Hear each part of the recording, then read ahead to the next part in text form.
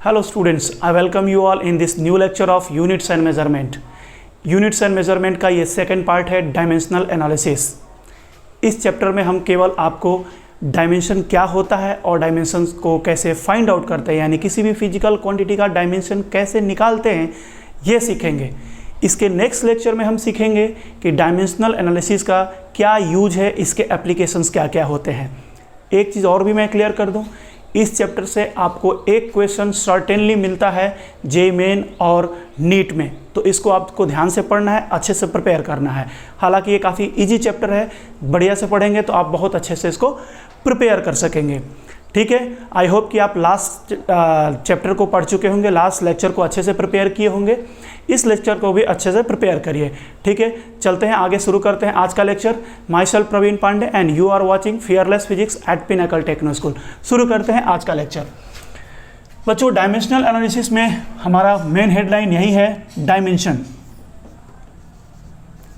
Dimension बच्चों, dimension के बताने से पहले मैं थोड़ा सा क्लियर कर दूं।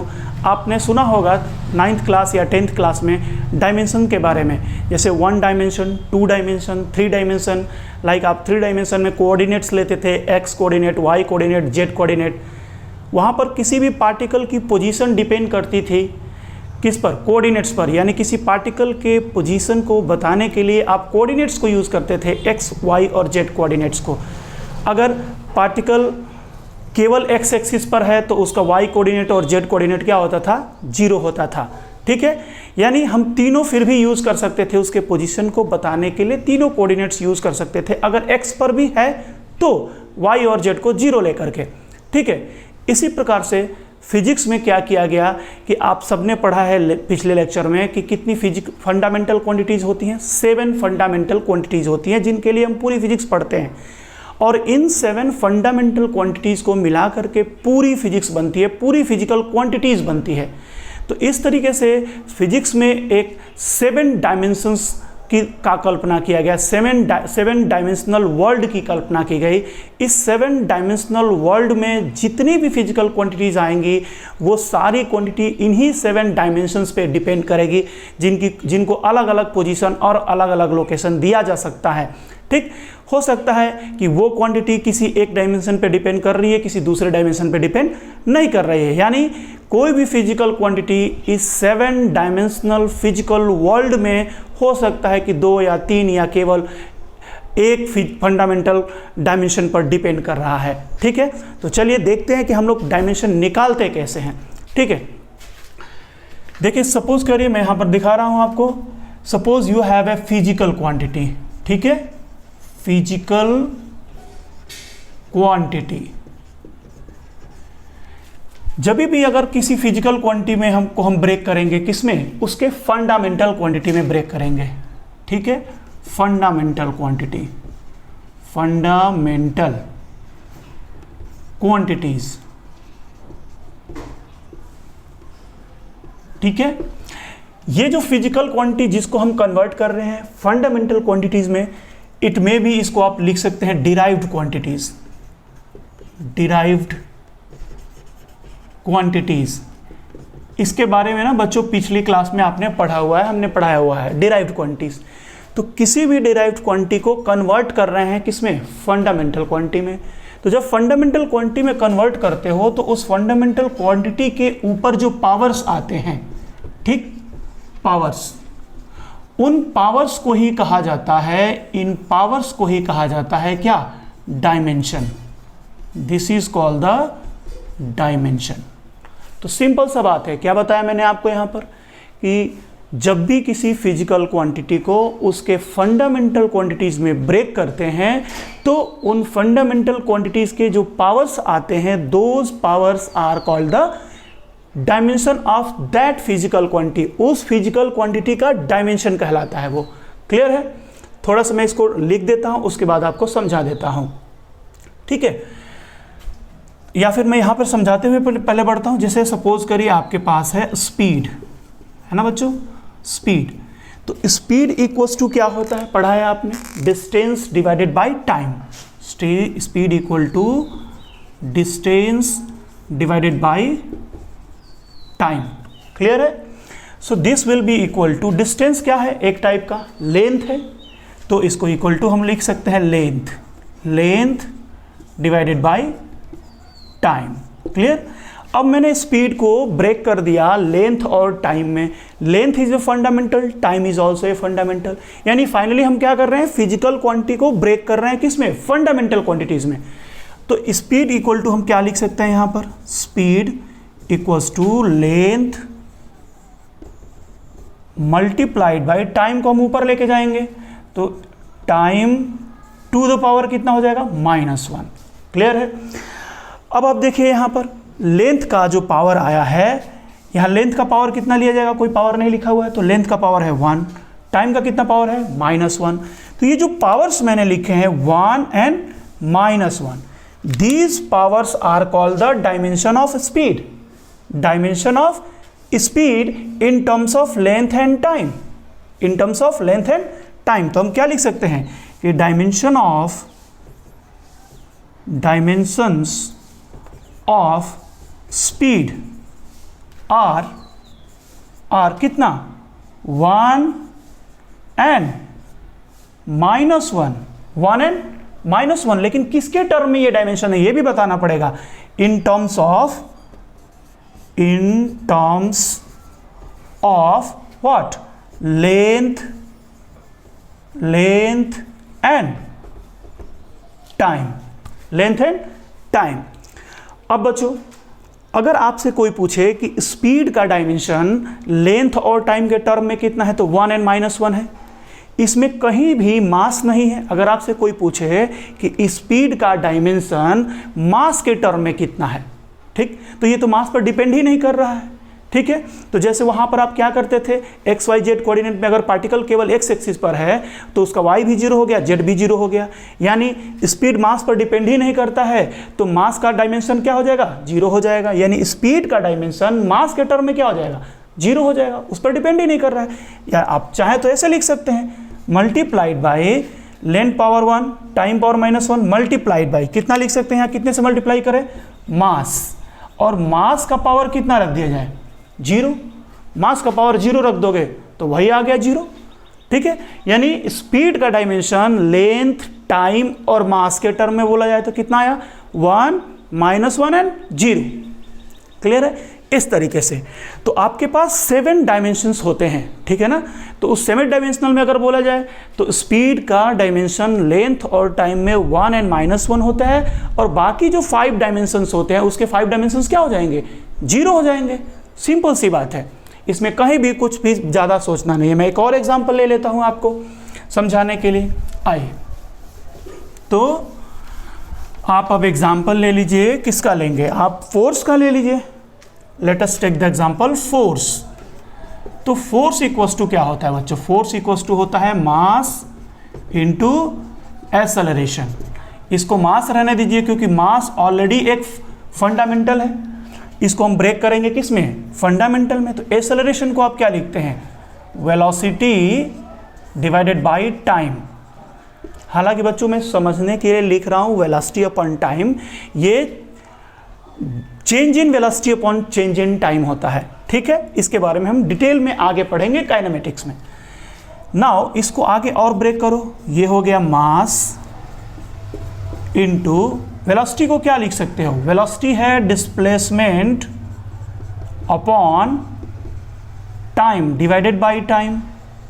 तो ये क्या हो जाएगा, equal to mass into displacement एक टाइप का क्या होता है, लेंथ होता है, that's a kind of length divided by time. Time नीचे आ जाएगा तो कितना बन जाएगा, time to the power 2, time square हो गया। अब बच्चों हमने क्या लिखा यहां पर देखिए, फाइनली मैं दिखा रहा हूं, फोर्स इक्वल टू क्या बन जाएगा, mass multiplied by length multiplied by time को अगर ऊपर लेके जाएंगे तो कितना बनेगा, टाइम टू द पावर -2, तो टाइम टू द पावर -2। अब थोड़ा ध्यान से देखिए, फोर्स को हमने ब्रेक कर दिया मास में, लेंथ में और टाइम में, और मास, लेंथ एंड टाइम ये तीनों फंडामेंटल है। यानी फाइनली इस डिराइव्ड क्वांटिटी को हमने कंप्लीटली उसके फंडामेंटल क्वांटिटीज में ब्रेक कर दिया।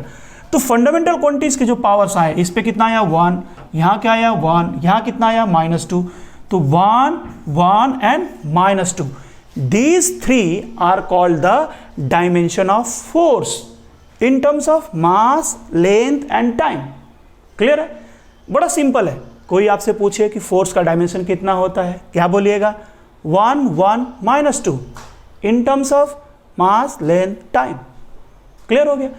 लेकिन अच्छा, और अगर कोई पूछे कि फोर्स का डायमेंशन मास, लेंथ, टाइम के अलावा और कितनी बच रही हैं, 7 फंडामेंटल में से 3 को हटा दीजिए, 4 बच रहे हैं। कौन कौन से? करंट बच रहा है, ल्यूमिनस इंटेंसिटी बच रहा है, अमाउंट ऑफ सब्सटेंस बच रहा है, टेम्परेचर बच रहा है। तो अगर कोई पूछे आपसे कि फोर्स का dimension in terms of temperature क्या होगा, 0 हो जाएगा, उस पर डिपेंड ही नहीं करता है। कोई पूछे कि फोर्स का dimension in terms of current कितना होता है, तो 0 होता है, उस पर डिपेंड नहीं करेगा। क्लियर सी बात है। अच्छा, एक बात और मैं बोल रहा हूं, अगर आपको फोर्स की डायमेंशन जब भी फाइंड आउट करनी है, लिखनी है, तो आप क्या कर रहे हो, उसको किस में ब्रेक कर रहे हो? फिजिकल क्वांटिटी को ब्रेक कर रहे हो फंडामेंटल क्वांटिटी में। ब्रेक किया, ब्रेक करने के बाद जो पावर्स है, उन पावर्स को आप क्या बोलते हो? डायमेंशन बोलते हो। मैं ये कह रहा हूं, बोलते समय आपको ये बताना पड़ रहा है फोर्स का डायमेंशन 1, 1, -2 है, लेकिन केवल 1, 1, -2 कहने से काम नहीं चलेगा। क्यों नहीं चलेगा? क्योंकि कौन 1 किसका है, ये 1 किसका है, -2 किसका है, आपको एक्सप्लेन करना पड़ेगा। तो बोलना पड़ेगा कि in terms of mass, length and time. तो इतना बड़ा स्टेटमेंट देने से बेहतर है कि एक तरीका बनाया गया कि जब भी आप मास यूज करते हैं तो मास की जगह सिंबल लगा दीजिए m, लेंथ की जगह सिंबल लगा दीजिए l, और टाइम की जगह सिंबल लगा दीजिए t, है ना, MLT। क्लियर है? समझ में आ रहा है? मोतीलाल तिवारी, है ना, ऐसा कुछ नहीं है, जस्ट आई एम जोकिंग। तो mass, length and time, MLT use कर देंगे। तो फोर्स इक्वल टू हम लिख देंगे, फोर्स इक्वल टू, यहाँ लिख दिया मास, तो मास पावर 1 हो गया, लिखने की जरूरत नहीं होती है, लेंथ पावर 1 हो गया, और टाइम पावर -2 हो गया, MLT पावर -2। और इसको एक ब्रैकेट में, ऐसे बड़े से ब्रैकेट में हमने ऐसे कर दिया। ठीक है? अब देखिए, मैंने लिख दिया फोर्स इक्वल टू MLT -2। अब यहां से देख के कोई भी समझ जाएगा कि फोर्स का डायमेंशन 1, 1, -2 है। किसके टर्म में है? तो यहाँ सिंबल भी आपको दिख रहा है, मास के टर्म में, लेंथ के टर्म में, टाइम के टर्म में। तो हालांकि इस पूरे को डायमेंशन नहीं कहते हैं, केवल पावर्स को हम डायमेंशन कहते हैं। इस तरीके से लिखने से हमें एक्स्ट्रा वर्ड यूज नहीं करना पड़ेगा, स्टेटमेंट यूज नहीं करना पड़ेगा कि फोर्स का डायमेंशन 1, 1, -2 किसके टर्म में है। यहाँ से साफ साफ दिख रहा है कि मास के टर्म में, लेंथ के टर्म में और टाइम के टर्म में। तो हम इनको, जो हमने ये बनाया है, ये जो पावर्स बनाए हैं, ये पावर्स, इन पावर्स को बोलते हैं डायमेंशन। क्लियर है? डायमेंशन। और ये जो पूरा हमने फॉर्मूला बनाया है इस चीज को, इसको बोलते हैं डायमेंशनल फॉर्मूला। डायमेंशनल फॉर्मूला बोलते हैं। क्लियर हो गया? This completely is called the dimensional formula. ठीक? इसको लिखने का तरीका क्या? इधर लिखेंगे dimension of force equal to MLT power -2। This complete structure is called the dimensional equation. इसको बोलते हैं डायमेंशनल इक्वेशन। आई होप आपको ये सारी बात इतने दूरी में समझ में आ गई होगी। अब एक बार इसको डेफिनेशन के फॉर्म में हम ब्रेक कर देते हैं। चलिए, आ रहा है समझ में? इसका नोट्स बनाते रहिए, मैं हर एक क्लास में आपको याद दिलाता हूं। हालांकि मैंने पहले लेक्चर में आपको एक्सप्लेन कर दिया था किस तरीके से पढ़ना है। ठीक, मैं एक बार रिकॉल करा दूं, क्या कहा हमने कि किसी भी फिजिकल क्वांटिटी को जब फंडामेंटल क्वांटिटी में ब्रेक करते हैं तो फंडामेंटल के जो पावर्स आते हैं, those powers are called the dimensions. So right here, if we break या if we express a physical quantity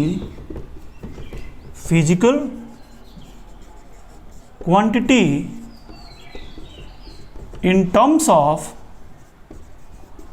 its fundamental quantities,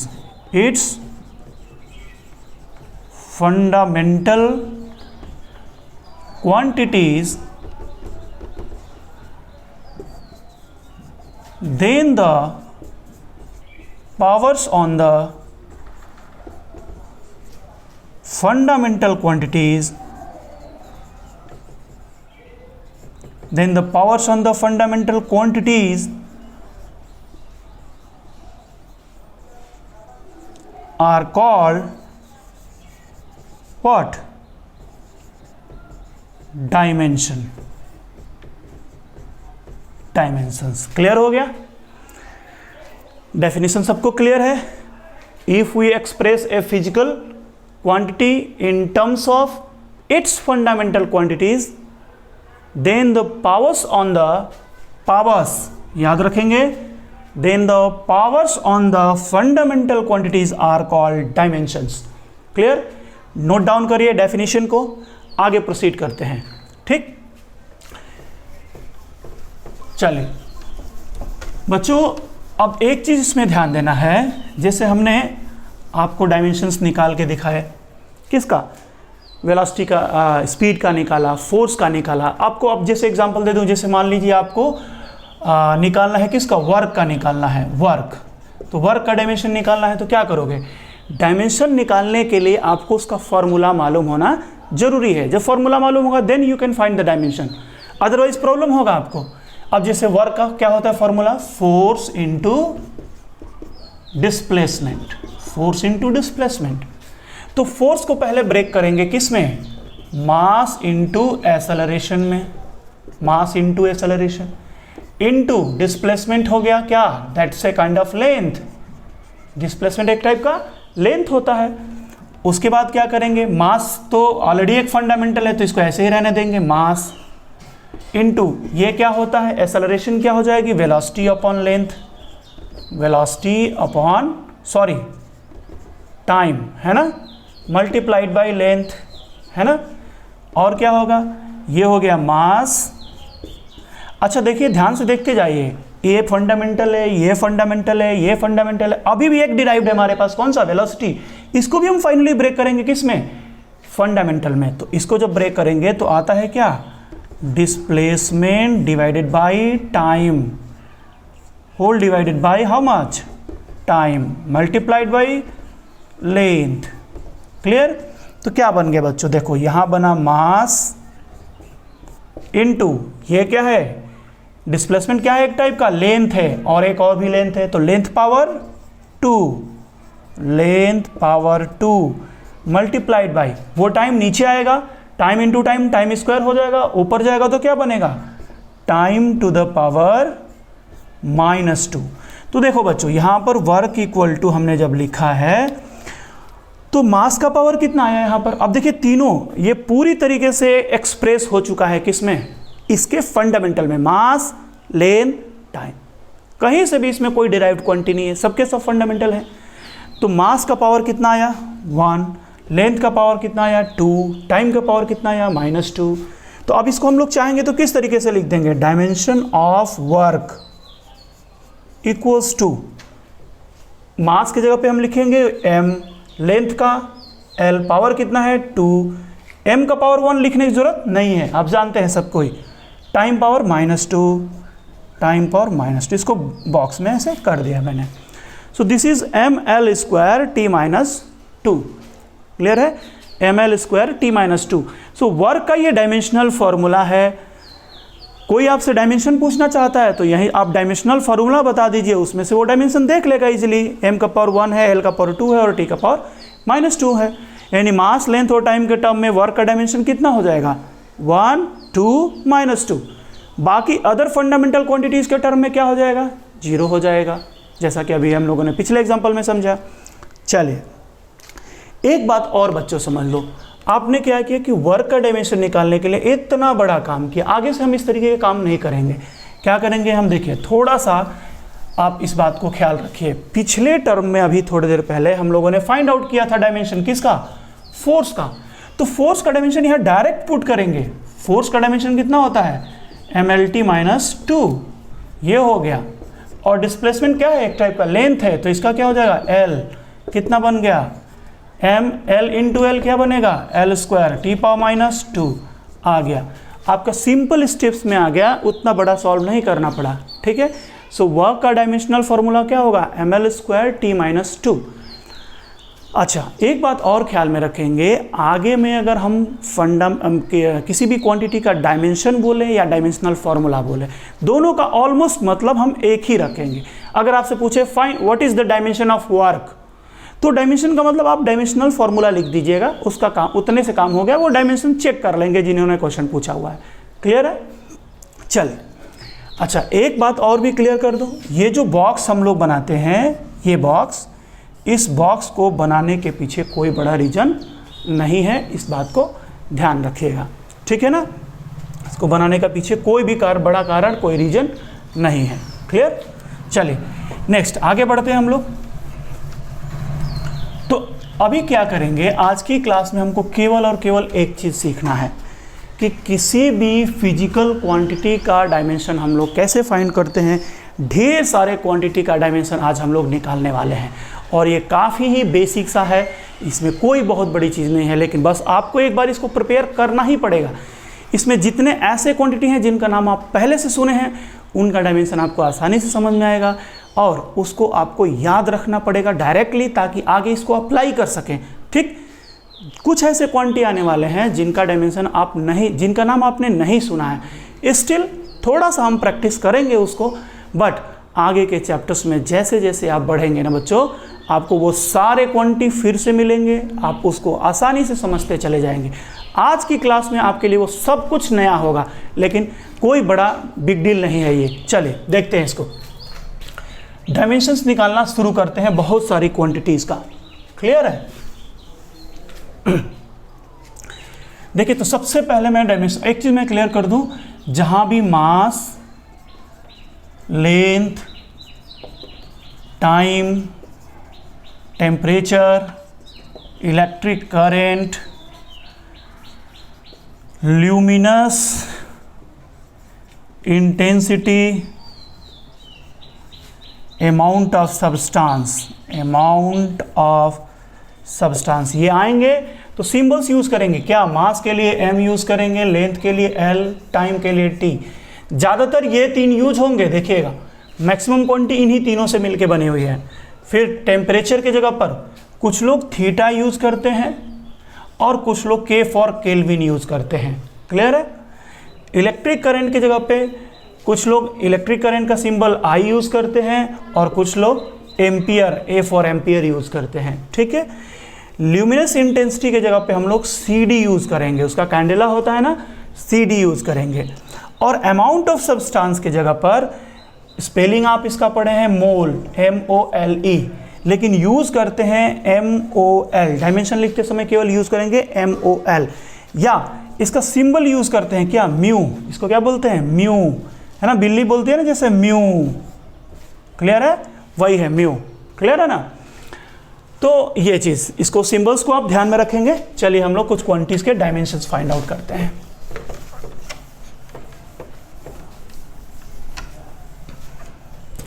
आ जाओ बच्चों, बहुत ही बेसिक क्वांटिटीज़ का निकालेंगे। सबसे पहले मैं निकाल रहा हूं वॉल्यूम का। वॉल्यूम आप सब जानते हैं, वॉल्यूम इक्वल टू होता है length to the power 3। Cube का वॉल्यूम क्या होता है? उसका side to the power 3, side या लेंथ टू द पावर 3 हो गया, तो क्या बनेगा यहाँ पर? L पावर 3 हो गया, ये वॉल्यूम का डायमेंशन हो गया। सेकंड में ले लेता हूँ आपको एरिया का डायमेंशन। एरिया ले लीजिए, तो एरिया क्या होता है? लेंथ इनटू ब्रेथ, या लेंथ का स्क्वायर ले लीजिए। किस में? स्क्वायर में। स्क्वायर में क्या होता है? साइड का स्क्वायर, तो लेंथ का स्क्वायर हो गया। सो ये बन जाएगा कितना? L square. क्लियर है? थर्ड वन आप ले लो, डेंसिटी ले लीजिए। डेंसिटी, तो मैं एकदम बेसिक क्वेश्चंस का कर रहा हूँ और थोड़ा सा स्पीड में लेके चलूँगा इसको। क्लियर है? डेंसिटी का क्या होता है? Mass divided by volume. तो मास का हो जाएगा m और वॉल्यूम का होगा, आपने अभी पढ़ा, L क्यूब। ठीक है? So this becomes equal to m और L क्यूब ऊपर जाएगा, कितना बनेगा? L power -3। So mL power -3। Now fourth one, अब आ जाइए वेलोसिटी पर। वेलोसिटी क्या होता है बच्चों? Displacement divided by time. Clear है? Displacement divided by time. तो displacement is a kind of length, ये एक टाइप का लेंथ है, ठीक। तो इसका हो जाएगा L, और ये तो है टाइम का T। ये जब ऊपर जाएगा क्या बनेगा? L T power minus one, T power minus one, ये बन गया। आ रहा समझ में? एक एक चीज जिसका जिसका फॉर्मूला याद है आपको आसानी से निकालते चले जाएंगे। नेक्स्ट ले लीजिए एग्जांपल, 5वां नंबर आप ले लीजिए किसका? एक्सेलरेशन ले लीजिए, एक्सेलरेशन। और बच्चों एक्सेलरेशन इक्वल टू क्या पढ़े हैं आप लोग? वेलोसिटी डिवाइडेड बाय टाइम, या फिर आपको सिंबल में मैं लिख देता हूं, ज़्यादा अच्छा है, delta we by delta T. अब डेल्टा वी क्या है सोचो, डेल्टा वी क्या है? Change in velocity. चेंज का वेलोसिटी, चेंज इन वेलोसिटी मतलब final velocity minus initial velocity.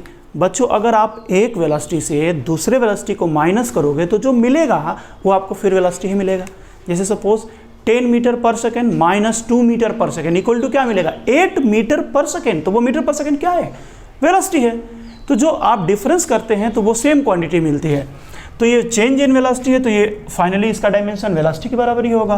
तो क्या लिखेंगे? LT minus one. अब देखो मैं डायरेक्टली यूज़ कर रहा हूँ ऊपर से वेलोसिटी वाले को, और नीचे में टाइम का होगा T। अब ये T का पावर 1 है, ऊपर जाएगा तो बनेगा T पावर माइनस वन। एक और माइनस वन पहले से है तो हो जाएगा -2। So this becomes equal to LT minus 2। Clear? अच्छा एक बात और मैं बता दूं, एक्सेलरेशन का डायमेंशन मैंने लिखा है LT पावर -2। अब अगर कोई कहे कि आप इसको मास को भी लेते हुए लिखिए तो क्या लिख सकते हैं अपन? चाहें तो m पावर 0 LT पावर -2 ऐसे लिख सकते हैं, कोई प्रॉब्लम नहीं। समझ में आ रहा है? क्लियर है? अच्छा 6 नंबर अब आप लिख लीजिए किसका? फोर्स का। फोर्स इक्वल्स टू होता है मास इनटू एक्सेलरेशन, है ना। तो मास का ऑलरेडी आप जानते हैं m होता है, क्लियर, इनटू एक्सेलरेशन का आपने अभी पढ़ा कितना? LT पावर -2, ऊपर पढ़ा है अभी तुरंत, LT पावर -2 कितना आ जाएगा ये? MLT power -2। देखिए तो फोर्स का कितना आ गया डायमेंशन? MLT power -2। क्लियर है ना? इसको आप हमेशा अच्छे से याद रखिए, MLT -2 4 बार 5 बार लगा लीजिए, याद हो जाएगा, ठीक है। और इसका बार बार यूज आता है, इसलिए मैं बोल रहा हूँ कि जब भी अब फोर्स का ज़रूरत पड़े कहीं पर, तब ये नहीं कि वहाँ पर हम लोग फिर फोर्स का फिर से निकालेंगे, डायरेक्ट हम फोर्स का पुट कर सकें, इसलिए याद होना चाहिए MLT -2। क्लियर? हो भी जाएगा, कोई बड़ा इशू नहीं है, जैसे आप 2-4 बार प्रैक्टिस करेंगे सब हो जाएगा आपसे। क्लियर है? चलिए ये 6 हो गए। अभी आगे थोड़ा सा और हम लोग बढ़ते हैं। चलो नेक्स्ट हम ले लेते हैं, आपके लिए क्या लिया जाए? इसके बाद 6 के बाद आप लीजिए 7 नंबर में आप ले लो प्रेशर, है ना। प्रेशर ले लीजिए। तो प्रेशर इक्वल्स टू क्या होता है? फोर्स डिवाइडेड बाय एरिया, ठीक है। Force divided by area directly अब पुट करेंगे हम फोर्स का कितना होता है? MLT -2। Clear? Divided by area का क्या होता है? L²। ठीक है बच्चों, कितना हो जाएगा ये बताइए? एक L ऊपर नीचे से कैंसिल हो जाएगा, एक L नीचे में बचेगा, ऊपर जाएगा तो L पावर -1 होगा। तो ML power -1 T power -2। Pressure का हो गया ML -1 T -2। Clear? Now 7, 8 number. After that pressure के बाद देखिए बच्चों,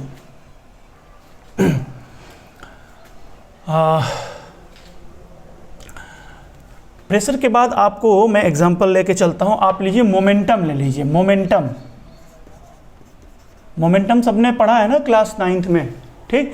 चाहे तो आप इसको लिख सकते हैं लीनियर मोमेंटम।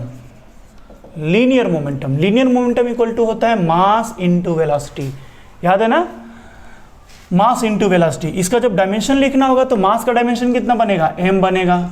वेलोसिटी का डायमेंशन कितना बनेगा? अभी हम लोगों ने निकाला था पीछे, देख लीजिए एक बार, LT -1 this will be equal to कितना बन गया? MLT -1, MLT पावर -1 आ गया।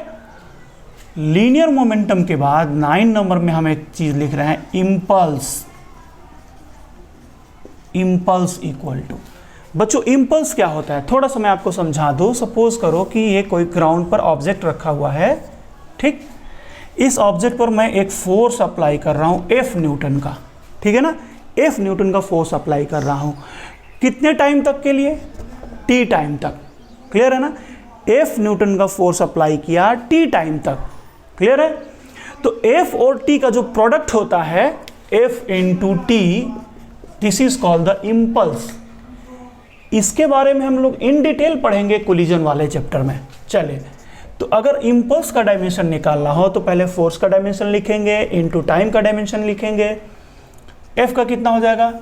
mlt-2, मैंने बोला था कि फोर्स का याद रखना है, बार बार आएगा, इनटू टाइम का क्या होगा? t। तो कितना आ गया बच्चों? यहां से आगे आपको मिल गया mlt-1, सॉरी,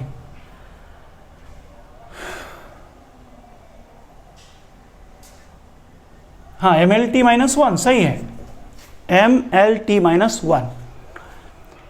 एक और बात ध्यान दो बच्चों, हमने क्या किया, लीनियर मोमेंटम का डायमेंशन को थोड़ा ध्यान से देखो, mlt-1। अभी इम्पल्स का डायमेंशन निकाला, वो भी आया mlt-1। ये देखिए दोनों डायमेंशन सेम है।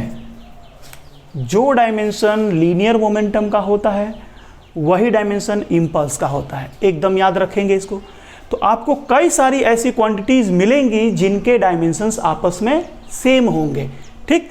और ऐसे क्वांटिटीज के कलेक्शन को आप लोग को हमेशा एक लिस्ट बना के याद रखना चाहिए कि कौन कौन सी ऐसी क्वांटिटीज हैं जिनके डायमेंशन आपस में सेम होते हैं। इससे आपको आगे क्वेश्चंस को सॉल्व करने में, जब एडवांस वगैरह में क्वेश्चंस आते हैं मैच कॉलम में, तो डायरेक्टली आप अप्लाई कर सकते हैं, ठीक है। ये चलिए, इम्पल्स के बाद आगे बढ़ते हैं। अभी हम लोग थोड़ा सा वर्क हो गया, एनर्जी हो गया, सॉरी एनर्जी वही होगा जो वर्क का होगा, क्लियर है। 10 नंबर, अगर हमें पावर ले लूँ, पावर, तो पावर क्या होता है बच्चों? बच्चों एक चीज़ और भी मैं क्लियर कर दूँ, हालांकि ये जो लेक्चर है बहुत सारे बच्चों के लिए काफ़ी बोरिंग सा भी हो जाता है, ठीक। आपको डायमेंशन ही निकालना है, कुछ भी बहुत स्पेशल नहीं आ रहा है, बार बार वही एक काम कर रहे हैं। तो जिन बच्चों को बोर लगे ना, वो आप इसको फॉरवर्ड करके फास्ट हाई स्पीड पर देख सकते हैं ताकि जल्दी से कंप्लीट हो जाए और फिर नेक्स्ट लेक्चर पर आप चले जाएं, ठीक। लेकिन ये जो मैं लेक्चर बना रहा हूँ ये उन सारे बच्चों के लिए है जो बच्चे किसी दूसरे से हेल्प नहीं ले सकते हैं और ये इसको केवल वो इसी पे डिपेंडेंट है ना, इसी लेक्चर पे डिपेंडेंट है। तो मैं उनको सब कुछ यहाँ पर इन डिटेल दे रहा हूँ, क्लियर है। चले, तो पावर इक्वल टू क्या आ गया आपको? Work upon work divided by time, पढ़ा है आपने। तो वर्क का क्या होता है बच्चों? वर्क का ऑलरेडी आपने पढ़ चुका है, अभी पढ़े हैं आपने। वर्क का कितना पढ़ा? ml²t-2, डायरेक्टली याद हो जाना चाहिए, डिवाइडेड बाय टाइम। टाइम का क्या हो जाएगा? t। तो कितना बन गया? ml²। अब देखिए t पावर 1 है नीचे, ऊपर जाएगा तो -1 हो जाएगा, पहले से -2 है तो कितना हो गया? t-3, ml²t-3, ये बन गया। अच्छा बच्चों एक बात और भी मैं क्लियर कर दूं, सपोज आप पावर का डायमेंशन निकालते समय वर्क अपॉन टाइम में वर्क का डायरेक्ट लिख दिए, टाइम का लिख दिया और आपने फाइंड आउट कर लिया। सपोज आपको वर्क का डायमेंशन उस वक्त याद नहीं है तो क्या करेंगे? तो बड़ा सिंपल, वही बेसिक मेथड यूज करेंगे। क्या करेंगे? पहले वर्क का निकालेंगे। कैसे लिखेंगे? वर्क इक्वल टू क्या? Force into displacement divided by time. अब फोर्स का अगर याद है तो फोर्स का पुट कर दिया, डिस्प्लेसमेंट का पुट कर दिया, टाइम का पुट कर दिया, निकल गया। अगर अभी भी आपको फोर्स का भी नहीं याद है आपको सपोज, तो फोर्स को पहले ब्रेक करेंगे, मास इनटू एक्सेलरेशन में इनटू डिस्प्लेसमेंट हो गया, डिवाइडेड बाय टाइम हो गया। अब आपको तो हर किसी को एक्सेलरेशन का तो ऐसे ही याद होगा, मास का पुट किया, एक्सेलरेशन का पुट किया, डिस्प्लेसमेंट का पुट किया, टाइम का पुट किया। नहीं याद है स्टिल, अगर आपको एक्सेलरेशन का डायमेंशन नहीं याद है तो एक्सेलरेशन को फिर ब्रेक करो वेलोसिटी एंड टाइम में, फिर वेलोसिटी का भी अगर नहीं मालूम है तो वेलोसिटी को ब्रेक करो लेंथ और टाइम में। तो फाइनली आपको वही आंसर आने वाला है, कोई प्रॉब्लम की बात नहीं है यहाँ पे, क्लियर है। चलिए, तो ये हो गया पावर, ठीक है बच्चों। अच्छा, अब एक और भी चीज़ देखिए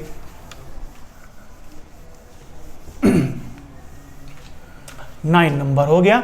अब 10 नंबर मैं लिख रहा हूँ। 10 पर सपोज अभी आपने निकाला वर्क का, है ना, वर्क का कितना निकाला बच्चों, वर्क का निकाला ml² t-2। अब मैं एक क्वांटिटी लेता हूँ टॉर्क, थोड़ा ध्यान दो, टॉर्क आईसीएसई के बच्चों ने पढ़ा होगा, हो सकता है 10 सीबीएसई के बच्चे नहीं पढ़े हों, तो 11th में हम लोग इसके बारे में पढ़ेंगे, बट स्टिल आप देख लीजिए फार्मूला देख करके तो निकाल ही सकते हो। ये होता है force into perpendicular distance, clear है, ये चीज़ होती है। तो फाइनली कुल मिलाकर के ये एक टाइप का डिस्टेंस ही होता है, पोजीशन है ना, डिस्टेंस ही होता है। तो क्या हो जाएगा, फोर्स का कितना होता है डायमेंशन, आपने पढ़ा है ml/t-2 इनटू डिस्टेंस का क्या होगा l, क्या आ जाएगा यहाँ पर ml²t-2। थोड़ा ध्यान से देखिए, टॉर्क का डायमेंशन जो आया है ml²t-2, यही किसका आता है, वर्क का भी आता है। तो आपको एक और पेयर मिल गया, क्या, टॉर्क और वर्क, इन दोनों के डायमेंशंस आपस में सेम होते हैं। क्लियर, चलिए आगे बढ़ते हैं। 11 आप और एग्जांपल ले लीजिए कोई। टॉर्क के बाद में अगर चलता हूँ, एक टर्म आता है वेलोसिटी ग्रेडियंट। बच्चों वेलोसिटी ग्रेडियंट का क्या होता है, वेलोसिटी ग्रेडियंट क्या होता है, delta we upon delta x. Delta we क्या है, change in velocity, this is the change in velocity upon distance change या पोजीशन चेंज। तो चेंज इन वेलोसिटी, आखिर वेलोसिटी बनेगी, वेलोसिटी का क्या होता है, LT-1 होता है। डिस्टेंस का क्या होगा, L होगा, L कैंसिल हो गया, क्या आया, T⁻⁻1 आया। क्लियर है, ये हो गया। 12 एक टॉप मैं लेता हूँ फ्रीक्वेंसी। बच्चों फ्रीक्वेंसी इक्वल टू आपने 10th में पढ़ा होगा या 9th में, 1/टाइम पीरियड। तो 1/टाइम पीरियड का क्या होगा, T, time period means time, and this will be equal to, ऊपर जाएगा क्या बनेगा, T⁻⁻1। ये आ गया। क्लियर है, चलिए आगे बढ़ते हैं अभी और 13 नंबर, इसके थोड़े से और आगे बढ़ते हैं हम लोग। एक टर्म आएगा आपको, मैं थोड़ा खटाखट कई सारी क्वांटिटी का भी निकाल देता हूँ, ठीक। आगे में आपको टर्म मिलने वाला है एंगल क्या होता है बच्चों, आर्क अपॉन रेडियस। पढ़ा था आपने L/R, theta equal to L/R, मैंने पढ़ाया था थीटा इक्वल टू L/R, ठीक है ना, प्लेन एंगल में। तो आर्क क्या है, एक टाइप का लेंथ है, इसका हो जाएगा L। रेडियस भी क्या है, एक टाइप का लेंथ है L।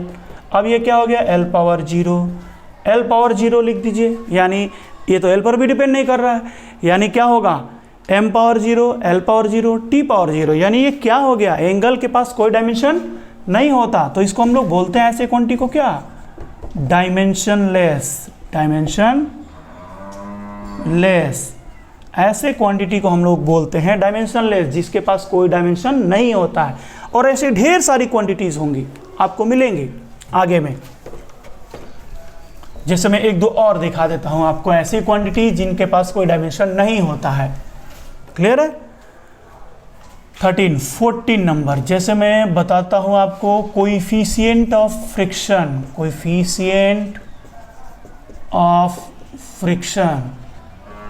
अभी आप लोग सोच रहे होंगे सर ये क्या क्या बता रहे हैं, हम लोगों ने सुना ही नहीं है। कोई बात नहीं, मैंने पहले ही कह दिया था आपको कि बहुत सारे ऐसे नाम आएंगे जो आपने नहीं सुना है, लेकिन फॉर्मूला अगर मैं लिख दूंगा तो आप सॉल्व कर लेंगे, इजीली सॉल्व कर लेंगे। तो अभी प्रैक्टिस कर लेते हैं, बाद में ये आपके चैप्टर्स में आने वाला है, ठीक है। कोएफिशिएंट ऑफ फ्रिक्शन, एक फॉर्मूला होता है frictional force F equal to mu into N। देखिए ये फ्रिक्शनल फोर्स है, ये फ्रिक्शनल फोर्स है, और ये N नॉर्मल फोर्स है, नॉर्मल फोर्स, इसको बोलते हैं हम लोग कोएफिशिएंट ऑफ फ्रिक्शन। तो अगर आप कोएफिशिएंट ऑफ फ्रिक्शन का फाइंड आउट कर रहे हैं तो क्या होगा बच्चों, mu will be equal to, mu का डायमेंशन निकालना है तो पहले म्यू को लेफ्ट कर लो, N से डिवाइड कर दो, इधर क्या आएगा, फ्रिक्शन बाय नॉर्मल। अब देखो फ्रिक्शन ये फोर्स है तो फोर्स का होगा mlt-2, नॉर्मल ये भी एक फोर्स है, इसका भी होगा mLT-2। अब चूंकि दोनों सेम हैं तो क्या हो गया, m power 0 l power 0 t power 0, यानी क्या मिला भाई आपको, म्यू का डायमेंशन नहीं होता है कोई भी, तो ये भी एक डायमेंशन लेस हो गया। क्लियर हो रहा है? चलिए अब एक छोटी सी बात और बताता हूं मैं आप सबको। देखिए क्या,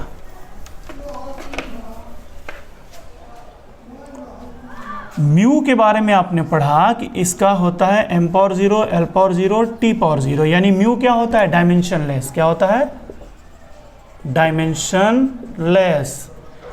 और म्यू के पास कोई यूनिट भी नहीं होती है, अगर म्यू का यूनिट निकालोगे तो force by force cancel out हो जाएगा, तो ये यूनिटलेस भी होता है, यूनिटलेस। यूनिटलेस म्यू डायमेंशनलेस भी है, यूनिटलेस भी है। आपका एंगल जो आया थीटा, थीटा का भी था m power 0 l power 0 t power 0, यानी एंगल भी डायमेंशनलेस है, लेकिन ये यूनिटलेस नहीं है, इसका यूनिट होता है रेडियन। रेडियन। तो थीटा जो है डायमेंशनलेस है लेकिन यूनिटलेस नहीं है। म्यू जो है डायमेंशनलेस भी है, यूनिटलेस भी है। तो अब एक बात क्लियर समझ जाइए कि अगर किसी क्वांटिटी का डायमेंशन नहीं है, अगर वो डायमेंशन लेस है, तो ज़रूरी नहीं है कि वो यूनिटलेस भी होगा। यूनिटलेस हो भी सकता है और यूनिटलेस नहीं भी हो सकता है। ठीक, ये बात ध्यान में रखना। इसका उल्टा भी मैं बता दे रहा हूँ, अगर यूनिटलेस है तो कन्फर्म है कि वो डायमेंशन लेस भी होगा। समझ गए? यूनिटलेस है तो डायमेंशनलेस भी होगा, लेकिन डायमेंशनलेस है तो जरूरी नहीं है कि वो यूनिटलेस हो, उसके पास यूनिट हो सकती है। इस बात को आप बढ़िया से याद रखेंगे। ठीक, चलिए आगे बढ़ते हैं। कौन सा था, 14 नंबर हो गया। 14 के बाद आगे बढ़िए। आपको ये बार बार क्वेश्चन स्कूलों में पूछा जाता है, लिखिए क्या, universe gravitational constant, gravitational constant. Gravitational constant को बच्चों कैपिटल जी से डिनोट करते हैं। कहाँ पे आता है इसका फॉर्मूला, देखो F equal to G m1 m2 divided by R square.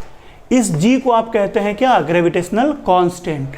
अब g का डायमेंशन निकालना है, जिसका भी डायमेंशन निकालना होता है उस क्वांटिटी को आप पहले ट्रांसफर करें, किधर, लेफ्ट में ट्रांसफर करें, सबको राइट में कर दीजिए। तो इसको एक साइड में करना है, g को लेफ्ट में करो, तो g इक्वल टू, केवल g इक्वल टू निकालना हो तो क्या करोगे, आर स्क्वायर से इधर गुणा करो तो एफ आर स्क्वायर बनेगा, उसमें डिवाइड करो किससे, m1 और m2 से, तो F R square by m1 into m2, ये बन गया g। अब आपको g का डायमेंशन फाइंड आउट करना है। Dimension of g equal to force का डायमेंशन कितना आएगा, mLT-2, डिस्टेंस स्क्वायर यानी l square, m1 into m2, mass into mass, m into m। Clear हो रहा है? अब इसमें क्या होगा, एक m कैंसिल हो जाएगा और एक m ऊपर जाएगा, तो कितना आएगा, m पावर -1, l पावर 1 और यहाँ l पावर 2, कितना बनेगा, l power 3, l time power -2 है, this is time power -2। This is the dimensional formula of gravitational constant या यूनिवर्सल ग्रेविटेशनल कांस्टेंट भी आप बोलते हैं इसको। ठीक है, तो ये काफ़ी इंपॉर्टेंट है, बार बार पूछता है, आप देख लिए इसको। क्लास 9 में आप फार्मूले को पढ़े भी हैं। ठीक, आगे बढ़ते हैं। चलिए बच्चों, 14 नंबर हो गया। 14 के बाद आप देखिए 15 नंबर। 15 में एक टर्म हम ले लेते हैं, स्ट्रेस। स्ट्रेस न लेकर के, अच्छा ठीक है, स्ट्रेस ले लीजिए, पहले स्ट्रेन ले लीजिए। स्ट्रेन इक्वल टू क्या होता है बच्चों, स्ट्रेन इक्वल टू होता है delta L by actual length, change in length by actual length. ठीक, वो भी लेंथ है, ये भी लेंथ है, तो length upon length, L upon L बनेगा। एल पावर 0 आ गया। कैसा हो गया, ये डायमेंशन लेस हो गया। This is the dimension less. Clear है बच्चे, ये डायमेंशन लेस हो गया। 16 में मैं दिखा दे रहा हूँ, स्ट्रेस। एक टर्म आएगा आपको, स्ट्रेस। स्ट्रेस क्या होता है बच्चों, ये होता है कितना, force upon length, force upon, sorry नहीं, लेंथ नहीं होता है, फोर्स अपॉन एरिया होता है ये, ठीक है ना। तो फोर्स का हो गया क्या, M L T minus two divided by area का हो गया एल स्क्वायर इक्वल टू आ गया M L minus one T minus two. यानी ध्यान से देखिए, स्ट्रेस का डायमेंशन किसके बराबर आया है, प्रेशर के बराबर आया है, जितना प्रेशर का होता है। क्लियर है, वहां भी आपने पढ़ा था फोर्स अपॉन एरिया, प्रेशर में भी, है ना। तो प्रेशर के बराबर डायमेंशन आ गया किसका, स्ट्रेस का। अभी देख लो 17 नंबर एक term, modulus of elasticity, modulus of elasticity.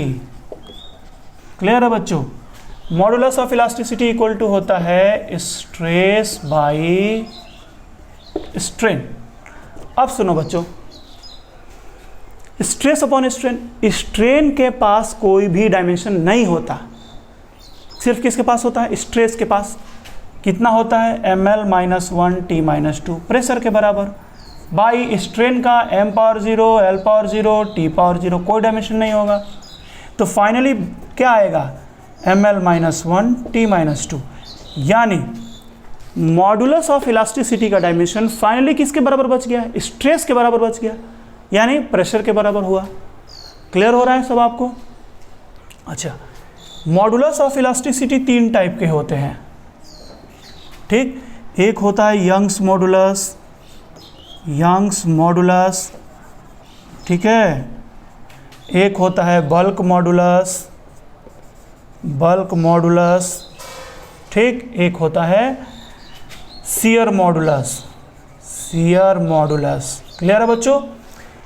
तो चाहे टाइप्स कितने भी हो उससे कोई मतलब नहीं। अब यंग्स मॉडुलस है तो उसका भी होगा M L minus one T minus two, bulk modulus का भी यही होगा और शियर मॉडुलस का भी यही होगा। क्या कि वो क्वांटिटी जो सेम है ना, ठीक है। ये नाम अलग अलग क्यों पड़ा है आगे हम लोग पढ़ेंगे इलास्टिसिटी चैप्टर में। चलिए अगला हम लोग देखते हैं 17 के बाद। देखो बच्चों, एक और टर्म आएगा 18 नंबर में लिख दे रहा हूं, ग्रेविटेशनल, ग्रेविटेशनल पोटेंशियल, है ना। V इक्वल टू होता है वर्क अपॉन मास, है ना। तो V equal to gravitational potential का कितना हो गया, वर्क का कितना है, अभी आपने पढ़ा था M L square T minus two divided by mass, mass का m। क्लियर है। This v, dimension of v equal to M cancel हो जाएगा, कितना आएगा, L square T minus two, L square T minus two. अच्छा बच्चों एक बात ध्यान दो, वेलोसिटी का कितना था, एल टी माइनस वन। अगर मैं दोनों साइड का स्क्वायर करूं वेलोसिटी स्क्वायर, तो वेलोसिटी स्क्वायर इक्वल टू क्या होगा, L square T minus to. देखो यह है L square T minus two. यानी पोटेंशियल, ग्रेविटेशनल पोटेंशियल का डायमेंशन वेलोसिटी स्क्वायर के बराबर आता है। डायरेक्टली याद रखिए, कहीं ज़रूरत पड़ा तो डायरेक्टली पुट कर सकते हैं इजीली, ठीक है। चलिए आगे बढ़ते हैं। सब अलग अलग ब्रांचेज हैं फिजिक्स के, सारे ब्रांच के क्वांटिटीज को हम लोग टच करेंगे। क्लियर है। चलिए देखिए 18 हो गया। Now move to the 19 number. इसमें अब हम आपको लेके चलते हैं, इलास्टिसिटी में हो गया थोड़ा सा, अब हम लोग थोड़ा सा थर्मोडायनेमिक्स के कुछ क्वांटिटीज को टच कर लेते हैं। क्लियर। उससे पहले एक और पॉइंट है, देख लो, सरफेस टेंशन, सरफेस टेंशन इसका भी पूछता है। सरफेस टेंशन इक्वल टू होता है force upon length, force upon length, ठीक है ना। तो फोर्स का क्या होगा बच्चों, M L T minus two, length का क्या होगा, एल, कितना आ गया ये, एल एल कैंसिल, क्या बना, M T minus two. This is the M T minus two. Clear हो रहा है। ये एक और भी चीज़ मैं दिखाता हूँ आपको। 20 नंबर एक टर्म आता है फोर्स कांस्टेंट, फोर्स कांस्टेंट। यहाँ फॉर्मूला देखिए क्या होता है, एक फॉर्मूला होता है फोर्स F इक्वल टू के इंटू एल, L ना होकर के बेसिकली हम लोग x लिखते हैं, जिसमें F फोर्स है, x ये डिस्टेंस है, इलोंगेशन बोलते हैं, क्या? इलोंगेशन। अब इलोंगेशन का मतलब क्या? खिंचाव, किसी चीज़ में कितना खिंचाव हुआ है। तो खिंचाव को किस में मेजर करते हो? मीटर में मेजर करोगे, यानी वो एक टाइप का क्या है? लेंथ है, that is a kind of length. अब इसी k को हम लोग बोलते हैं फोर्स कांस्टेंट, ठीक? k का डायमेंशन फाइंड आउट करना है। मैंने आपको क्या कहा था? जिसका डायमेंशन निकालना उसको पहले लेफ्ट में करो। तो k इक्वल टू कितना होगा? Force by x, F by x। अब k का डायमेंशन निकाल रहा हूँ मैं, तो क्या बनेगा? फोर्स का डायमेंशन mlt माइनस 2, x का डायमेंशन l। अब ये l कैंसिल हो जाएगा, इक्वल टू, है ना, मतलब l कट जाएगा यहाँ से, ठीक है? हाँ, क्या जाए, मतलब कटेगा तो खून नहीं बहेगा, ब्लड नहीं आएगा, है ना, ध्यान में रखिएगा। mt minus 2, this is mt minus 2, clear है? So this is mt minus 2। Surface tension का भी क्या था? mt माइनस 2, यानी याद रखेंगे क्या चीज़? सरफेस टेंशन और फोर्स कांस्टेंट दोनों के डायमेंशन सेम होते हैं। क्लियर हो रहा है? चलिए आगे बढ़ते हैं। अब सुनो बच्चों, इसके बाद 20 हो गया, 20 के बाद हम लोग 21 नंबर देखा जाए। 21 एक आता है कोएफिशिएंट ऑफ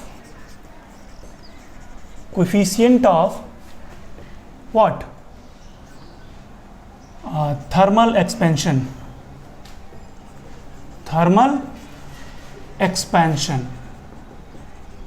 ठीक है, तो इसमें हम लोग लीनियर एक्सपेंशन का ले लेते हैं। एक टर्म है लीनियर एक्सपेंशन।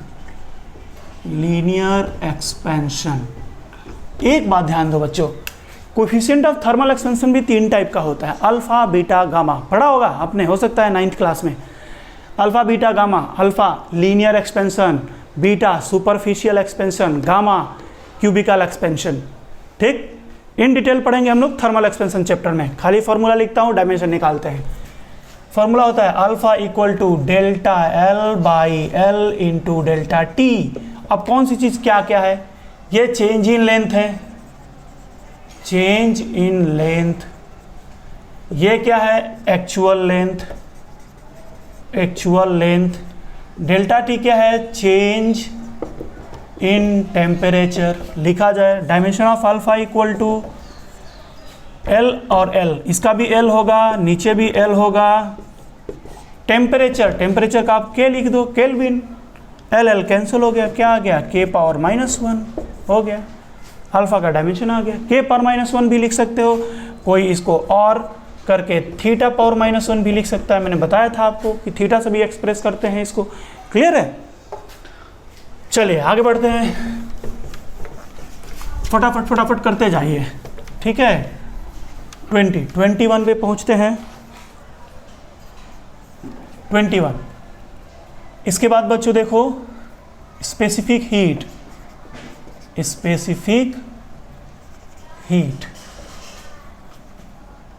ठीक है, एक फॉर्मूला आपने पढ़ा था Q equal to MC delta T। इसी C को हम लोग बोलते थे स्पेसिफिक हीट। Q क्या है? हीट है। हीट मतलब एनर्जी, और एनर्जी मतलब वर्क। तो इसका डायमेंशन वही होगा जो कि वर्क का होगा।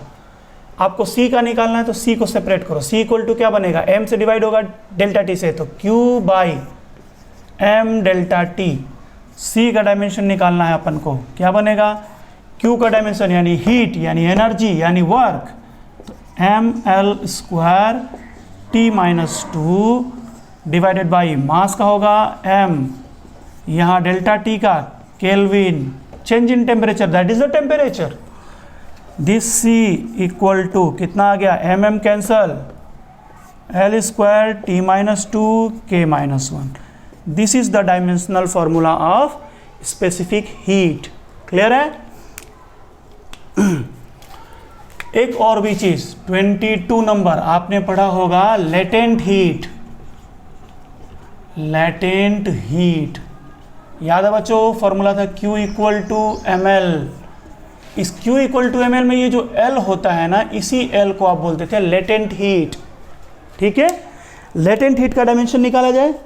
ठीक है, देखिए तो इसको L इक्वल टू लिखो, L इक्वल टू क्या बनेगा Q बाई M, तो L का डायमेंशन इक्वल टू Q, ये L क्या है, लेटेंट हीट है, लेंथ नहीं है, याद रखना।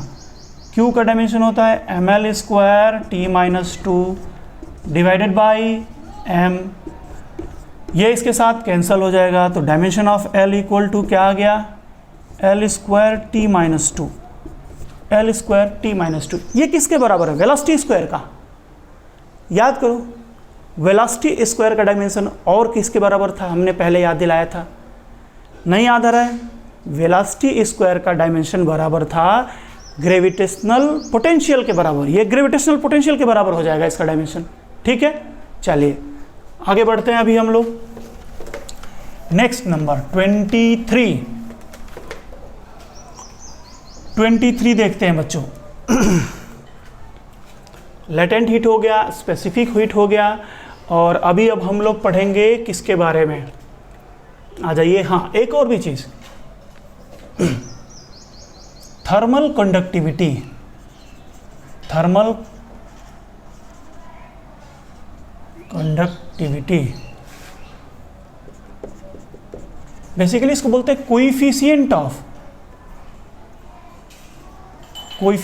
Of thermal conductivity. ये क्या होता है भाई, मैं आपको दिखा रहा हूँ, फॉर्मूला होता है Q equal to K A delta theta by delta T, यहाँ पर माइनस भी होता है, हालांकि हमको माइनस से कोई लेन देन नहीं है यहाँ पर डायमेंशन में। ये Q क्या है, हीट है, A क्या है, एरिया है, delta theta by delta T change in temperature, और ये डेल्टा x होता है चेंज इन पोजीशन। ठीक, K को हम लोग बोलते हैं क्या, thermal conductivity, coefficient of thermal conductivity. ठीक, K का डायमेंशन निकालना है अपने को, निकाला जाए भाई, तो K का डायमेंशन निकालना है अगर आपको, तो आप क्या कर सकते हो, यहाँ से भी सॉल्व कर सकते हो, दोनों साइड का डायमेंशन निकाल दो, या फिर पहले शिफ्ट कर लो यार। K इक्वल टू कितना होगा, मल्टीप्लाई करो इसको, तो Q into delta x by, ये जाएगा नीचे डेल्टा थीटा, ये भी नीचे जाएगा A माइनस। ठीक, डायमेंशन ऑफ K बराबर, माइनस का कोई डायमेंशन नहीं होगा, ये कोई क्वांटिटी नहीं है, Q का क्या होगा ml square T-2 divided by area का क्या होगा L square into change in position या लेंथ का L, ये चेंज इन टेम्परेचर है, इसका क्या होगा केल्विन K, या चाहो तो आप इसको थीटा भी लिख सकते हो, लिख दिया मैंने थीटा। ठीक है बच्चों, कितना मिलेगा अब यहाँ से हमको, ये मिलेगा इक्वल टू m L स्क्वायर कैंसल, एक L बचेगा, तो ml T⁻², थीटा जाएगा ऊपर, theta power -1। This is the dimensional formula of thermal conductivity. Clear हो गया, ये ध्यान में रखेंगे। 23 के बाद देखते हैं बच्चों 24 नंबर। अब आपको याद दिलाता हूँ, एक बढ़िया सा, काफ़ी इंपॉर्टेंट है, अक्सर क्वेश्चन पूछा जाता है इससे, वो लिख लीजिए। क्या होता है, गैस कांस्टेंट, कैपिटल आर से डिनोट करते हैं बच्चों। ये कहाँ पर आता है, याद करो, PV equal to nRT। Clear है, R को बोलते हैं आप गैस कांस्टेंट, तो R का निकालना है, R इक्वल टू क्या बनेगा, दोनों से डिवाइड कर दो इधर, तो PV अपॉन NT, R का डायमेंशन इक्वल टू प्रेशर का डायमेंशन कितना होता है ml-1 T-2, वॉल्यूम का डायमेंशन क्या होगा L3, नंबर ऑफ मोल्स है, ये नंबर ऑफ मोल का मैंने बताया था आपको, क्या लिखेंगे म्यू इनटू टेम्परेचर का केल्विन या थीटा, चलो लिख दिया मैंने। क्या बन गया बच्चों, dimension of R equal to कितना बनेगा, m 1 है, L पावर यहाँ देखिए 3 है और यहाँ -1 है, तो कितना बचेगा 2, L पावर 2, T पावर -2, ये थीटा ऊपर जाएगा, थीटा पावर -1, म्यू ऊपर जाएगा, म्यू पावर -1, ये बन गया भाई। This is the dimensional formula of R। Any doubt? Now आगे मूव करते हैं 25 में क्या आएगा बच्चों, Boltzmann constant, Boltzmann's constant, Boltzmann constant का डायमेंशन देख लिया जाए, कैसे निकालेंगे? फॉर्मूला होता है E equals to 3/2 KT। E energy है, this is the energy, T temperature है, टेम्परेचर, और K है बोल्ट्जमैन कांस्टेंट। तो K का डायमेंशन निकालना है, तो K इक्वल टू कितना बनेगा? सबको एक साइड करो, क्या बनेगा? 2/3 E/T। तो K का डायमेंशन लिखोगे, ये तो नंबर है, इस नंबर को यहाँ से हटा देंगे। E का क्या हो जाएगा? एनर्जी का ml² T-2 divided by temperature का थीटा। सिंपल है, ml² T-2 थीटा ऊपर जाएगा, थीटा पावर -1, ये बन गया। तो ये आ गया बोल्ट्जमैन कांस्टेंट का डायमेंशन। क्लियर है? कोई डाउट किसी को? आगे बढ़ते हैं और आगे के और भी कुछ क्वांटिटीज के बारे में देखते हैं। ठीक है, चलिए है ना, अभी आगे करते हैं। ठीक है बच्चों, चलिए इसके बाद अब हम लोग देखेंगे नेक्स्ट नंबर 26 नंबर। ठीक, 26 में देखिए क्या होता है कि एक और क्वांटिटी ले लिया जाए। बोल्ट्जमैन कांस्टेंट हो गया, ये हीट एंड थर्मोडायनेमिक्स के क्वांटिटीज चल रहे हैं अभी। आगे बढ़ते हैं, चलिए इसको हम छोड़ते हैं, 11th क्लास को अब छोड़ते हैं, 12th क्लास की कुछ क्वांटिटीज ले ली जाए। ठीक, लाइक मैं सबसे पहले लिखूंगा करंट। तो बच्चों करंट का तो मैंने आपको पहले ही बता दिया कि dimension A for ampere A लेते हैं। अब अगर हमारे पास आ जाता है 27 में कोई क्वांटिटी ले लिया जाए, कौन सा? चार्ज। तो आपको याद होगा चार्ज को Q से डिनोट करते हो, और आपको याद होगा आपने फॉर्मूला पढ़ा होगा current I equal to Q/T, याद है क्लास 10th में, है ना? तो Q का डायमेंशन निकालना है, तो Q को लेफ्ट में करो, Q इक्वल टू IT हो जाएगा, I into T. So dimension of Q will be equals to, I का डायमेंशन कितना होगा? I फॉर एम्पियर, और T का T हो जाएगा। तो AT लिखिए आप या TA लिखिए, कोई फर्क नहीं पड़ता है। ठीक है, so this is the dimension of charge. अब देखिए बच्चों, आगे बढ़ते हैं 27 के बाद 28 नंबर क्वेश्चन। चार्ज हो गया। Now let us take the another one. Charge के बाद एक टर्म आता है, काफ़ी इंपॉर्टेंट सा है वो, इसको पूछा जाता है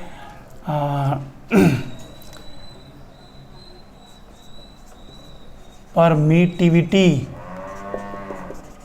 of free space, permittivity of free space. इसको डिनोट करते हैं एप्सिलॉन नॉट से, एप्सिलॉन नॉट। क्लियर? अब इसको फाइंड आउट कैसे करेंगे इसका डायमेंशन? देखिए एक फॉर्मूला होता है F equal to 1/4 pi epsilon naught Q1 Q2 by R²। ये एप्सिलॉन नॉट है, इसका हमको डायमेंशन फाइंड आउट करना है। तो इसको लेफ्ट में ले आओ, इसको क्रॉस मल्टीप्लाई कर दो इधर, इससे डिवाइड कर दो इधर, तो क्या बन जाएगा? Epsilon naught equal to 1/4 pi Q1 Q2 by R²। कितना बनेगा? डायमेंशन लिखा जाए, dimension of epsilon naught equal to 1/4 pi, इसका कोई डायमेंशन नहीं होगा, नंबर है ये प्योरली, कोई फिजिकल क्वांटिटी नहीं है ये। चार्ज का ऊपर है QT, चार्ज Q का AT, इस Q का भी AT, तो क्या बनेगा? A²T² by distance square, sorry F से इधर मल्टीप्लाई भी तो किया है ना, F। तो F का डायमेंशन नीचे क्या बनेगा? mLT-2, और ये क्या बनेगा? L²। ठीक है, तो दिस इज इक्वल टू क्या बना बच्चों? ये m को ऊपर ले जाओ, क्या बनेगा? m पावर -1 L² L³ बनेगा, ऊपर जाएगा L पावर 3 बनेगा, सॉरी -3। T पावर -2 है, ऊपर जाएगा +2 बनेगा, पहले से T पावर 2 है तो T पावर +4 हो जाएगा, और A पावर 2 पहले से है, दिस इज A पावर 2। बच्चों ये क्वेश्चन बहुत बार पूछ चुका है नीट के एग्जाम में। एप्सिलॉन नॉट का डायमेंशन नीट में कई बार पूछा है, कुछ बार तो जेईई मेंस में भी पूछा गया है। ठीक है, आपके स्कूल लेवल के एग्जाम में भी इसको कई बार पूछा जा चुका है, तो एक बार अच्छे से इसको प्रैक्टिस कर लीजिए। ठीक है, चलिए आगे बढ़ते हैं अब हम थोड़ा सा। चलो बच्चों, इस 28 के बाद हम लोग नाम लेते हैं 29 नंबर में आते हैं electric field intensity, electric field intensity या केवल इलेक्ट्रिक फील्ड भी बोला जाता है।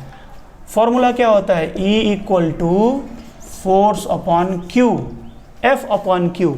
क्लियर? तो F अपॉन क्यू है तो E का डायमेंशन लिखना है अपने आप को। E इक्वल टू फोर्स का डायमेंशन हो जाएगा mlt minus 2 divided by Q का क्या होगा? AT। तो dimension of E equals to क्या हो गया? ml, ये t पावर ऊपर हो जाएगा t पावर माइनस 3 बनेगा और a पावर माइनस 1 बनेगा। तो बच्चों एक चीज़ और भी मैं क्लियर कर दूं, कहीं कहीं मैं आपको ये बॉक्स छोड़ देता हूं, कोई बड़ा इशू नहीं है बॉक्स रखें या नहीं रखें। कुछ राइटर्स बॉक्स बनाते हैं, कुछ लोग नहीं बनाते हैं, इसका कोई बेसिक रीज़न नहीं है। ठीक, चलिए आगे बढ़ते हैं हम। 29 नंबर हो गया। अब कुछ एग्जाम्पल्स और भी देख लीजिए, 4-5 एग्जाम्पल देखेंगे, उसके बाद हम इस लेक्चर को कंप्लीट करेंगे। ठीक है, 30 नंबर। 30 में आप देख लीजिए क्या लिया जाए। इलेक्ट्रिक फील्ड इंटेंसिटी हो गया, इलेक्ट्रिक पोटेंशियल ले लीजिए आप। इलेक्ट्रिक पोटेंशियल, इलेक्ट्रिक पोटेंशियल, तो electric potential V equal to होता है W अपॉन क्यू। W क्या है बच्चों? Work. This is work and this is charge। clear? तो dimension of V will be equal to work का क्या होता है? ml square t minus 2 divided by charge का AT, पढ़े थे थोड़ी देर पहले। ठीक, क्या आ गया? ml स्क्वायर t पावर 1 ऊपर जाएगा -1, पहले से -2 है, t पावर -3 बना, a पर -1 बना, ये आ गया। This is the dimension of V, that is the electric potential। now next one, आगे हम लोग देखते हैं 31 नंबर। एक टर्म आएगा कैपेसिटेंस। कैपेसिटेंस C से डिनोट करते हैं बच्चों। फॉर्मूला होता है C equal to Q equals to CV। C equal to Q by V, Q by V। ठीक है ना, Q बाई V, जहां पर Q चार्ज है आप समझ रहे हैं और V क्या है? पोटेंशियल है, इलेक्ट्रिक पोटेंशियल, इलेक्ट्रिक पोटेंशियल। तो C का डायमेंशन कितना हो जाएगा? Q का कितना होता है? AT पढ़ा है आपने। V का अभी आपने पढ़ा, इलेक्ट्रिक पोटेंशियल का डायमेंशन कितना है? ml square t minus 3 a minus 1। अब अगर आपको निकालना हो इसका डायमेंशन C का, तो V का याद होगा तब तो आसानी से पुट हो जाएगा, नहीं याद है तो आप उसको पहले V का निकालेंगे और तब पुट करेंगे। क्लियर? इसको जब ऊपर ले जाएंगे क्या बनेगा? Dimension of C equal to m, जब ऊपर जाएगा m पावर -1, l स्क्वायर है ऊपर जाएगा l पावर -2। देखिए यहाँ पर t पावर -3 है, ऊपर पहले से t पावर 1 है, ये जाएगा तो +3 बनेगा, +1 पहले से है तो t पावर +4। a पावर -1 ऊपर जाएगा +1, पहले से भी +1 है, a power +2। This is the dimensional formula for the capacitance. Clear हो गया? ये ध्यान में रखेंगे। चलिए, तो ये इलेक्ट्रिसिटी में हो गया। इलेक्ट्रिसिटी में एक दो और देख लीजिए आपको, ये इलेक्ट्रोस्टैटिक्स के क्वांटिटीज थे, 32 देख लिया जाए। जैसे अगर आपसे कोई पूछे रेजिस्टेंस का dimension of resistance capital R, तो बच्चों डायमेंशन आप पढ़ा है ना, V equal to IR formula पढ़ा है आपने, तो R इक्वल टू क्या हो जाएगा? V बाई I हो जाएगा। So dimension of R will be equal to how much? Dimension of V for potential, potential का डायमेंशन अभी पढ़ा था आपने, ये वाला कितना पढ़ा था? ml square t minus 3 a minus 1। This is divided by ampere का A होगा। ठीक है, so this is R equals to a power 1 ऊपर जाएगा -1 बनेगा। This is ml square t minus 3 a minus 2। This is the dimensional formula of resistance. Clear हो रहा है? चलिए आगे बढ़ते हैं।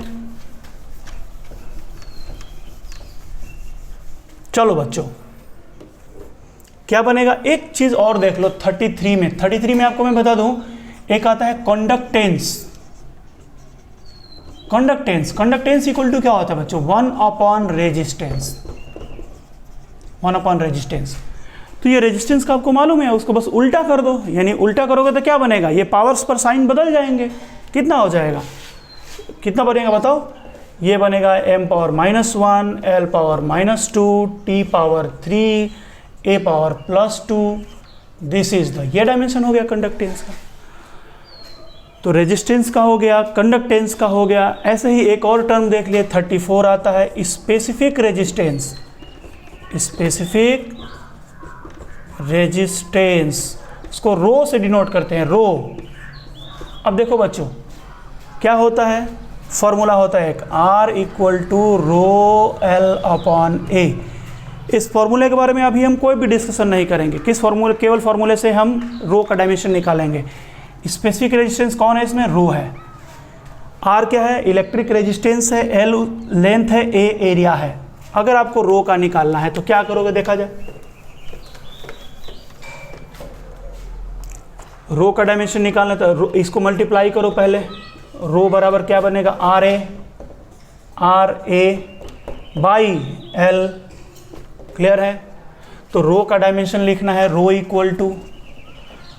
R का डायमेंशन कितना है, अभी निकाले थे आप, ml² t - 3 a - 2 multiplied by a by L, A for area, area का होगा L², and what about length, it is L, clear। so the dimension of rho specific resistance equal to m।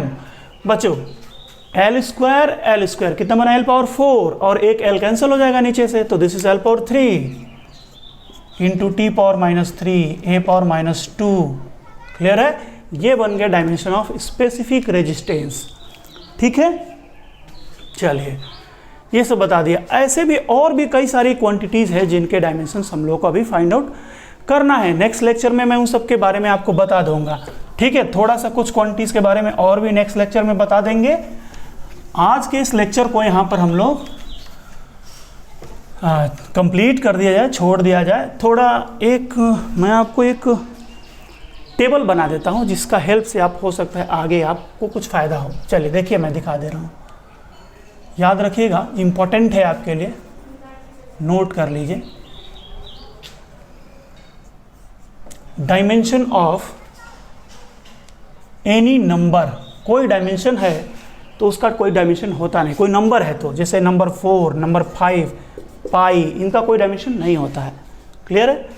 तो numbers का कोई dimension नहीं होता है, dimensionless होते हैं। Equal to dimension of sine theta. Sine theta, चलिए आपको इसके बारे में मैं नेक्स्ट क्लास में बताता हूँ। आपको पहले ये चार्ट लिखवा देता हूँ मैं, कौन सा, dimension of work equal to dimension of torque equal to dimension of P into V, PV pressure into volume equal to dimension of Gm1 m2 by R equal to dimension of nRT equal to dimension of 3/2 kT equal to dimension of कितना 1/2 mv² equal to mgh equal to dimension of 1/4 pi epsilon naught q1 q2 by r equal to dimension of कितना लिया जाए, half CV² equal to dimension of 1/2 q² by c equal to dimension of 1/2 QB equal to dimension of mc² equal to dimension of h nu. बच्चों देखो, ये जितना भी मैंने formula लिखा है इन सबका डायमेंशन किसके बराबर होता है, एनर्जी के बराबर, ml² t - 2। ये देखो इन सबका डायमेंशन ml²t-2 होता है। अब इस चार्ट की हेल्प से जैसे आपसे कभी पूछ दिया h का, h क्या है भाई, प्लैंक्स कांस्टेंट है, प्लैंक्स कांस्टेंट। तो अगर आपको h का पूछेगा, न्यू क्या है, फ्रीक्वेंसी है, फ्रीक्वेंसी, तो फ्रीक्वेंसी से क्या करोगे, इसमें डिवाइड कर दोगे, और फ्रीक्वेंसी का आप डायमेंशन जानते ही हैं t⁻⁻1 होता है, तो यहाँ से प्लैंक्स कांस्टेंट का आ जाएगा, h का आ जाएगा। क्लियर। कभी कभी ये क्या होता है, क्वेश्चन आपसे पूछा जाता है डायरेक्टली आपसे, देखो किसका डायमेंशन पूछेगा, आपसे डायरेक्टली डायमेंशन पूछ दिया सपोज CV² का, CV², C क्या है भाई, कैपेसिटेंस, V क्या है, पोटेंशियल, तो CV² का डायमेंशन चेक करते हैं। अभी आपने पढ़ा कि हाफ CV² का डायमेंशन, हाफ CV² का डायमेंशन कितना है, ml²t-2, इस पूरे का डायमेंशन इतना है, जिसमें इस 1/2 का कोई डायमेंशन होता नहीं, तो इसको हटा दो, यानी CV² का डायमेंशन कितना होगा, ml²t-2, एनर्जी के बराबर हो जाएगा। तो इस तरीके से कभी भी हमसे CV² का डायमेंशन पूछे तो हम ये नहीं कि पोटेंशियल का अलग से निकालेंगे, C का अलग से निकालेंगे, पोटेंशियल का स्क्वायर करेंगे, फिर दोनों को मल्टीप्लाई करेंगे तो बड़ा बनेगा। डायरेक्टली हम यूज़ कर सकते हैं कि हाफ CV² का डायमेंशन इसके बराबर होता है, तो CV² का डायमेंशन इसके बराबर हो जाएगा, ml²t-2 आ गया। ये एक डायरेक्ट फॉर्मूला मिलता है आपको और डायरेक्टली अप्लाई कर सकते हो। इस चार्ट के हेल्प से आपको काफ़ी मदद मिलेगी ऑब्जेक्टिव क्वेश्चंस को सॉल्व करने के लिए। ठीक है, इस तरीके के 2-3 चार्ट और भी मैं आपको नेक्स्ट क्लास में बना दूंगा। ठीक है, उस चार्ट को आप समझ जाएंगे एक बार। ऑलमोस्ट क्वांटिटीज़ का हमने लिखवा दिया है, कुछ ऐसे 10-15 अच्छे क्वांटिटीज़ का बाकी रह गया है, नेक्स्ट क्लास में लिख लेंगे। हालांकि नेक्स्ट क्लास में हमारा मेन फोकस होगा किस पर, uses, that is the application of dimensional analysis. Dimension का सबसे ज़्यादा यूज कहाँ है, एप्लीकेशन क्या है उसका, और उसकी लिमिटेशंस क्या क्या हैं, कहाँ कहाँ पर ये फेल करता है। ठीक है, चलिए तो मिलते हैं अगली क्लास में। तब तक आप लोग इस लेक्चर को अच्छे से प्रिपेयर करें। उसके बाद वाली क्लास में मैं आपको एक DPP भी दूंगा, सॉल्व करने के लिए अच्छे प्रॉब्लम्स दूंगा, अच्छे क्वेश्चंस दूंगा, ताकि आप उसे खुद से एक बार अटेम्प्ट कर सकें। इस पूरे चैप्टर को जितना भी हमने अभी पढ़ा है उसका नोट्स बनाइए, नोट्स करके सॉल्व करिए, उसको एक एक अपने हाथ से पढ़िए, सॉल्व करिए, एक एक चीज़ को लिखिए, बार बार प्रैक्टिस करिए। ठीक है, तब तक मिलते हैं, हंसते रहिए, खेलते रहिए, पढ़ते रहिए। ठीक है, ऑल द बेस्ट बच्चों।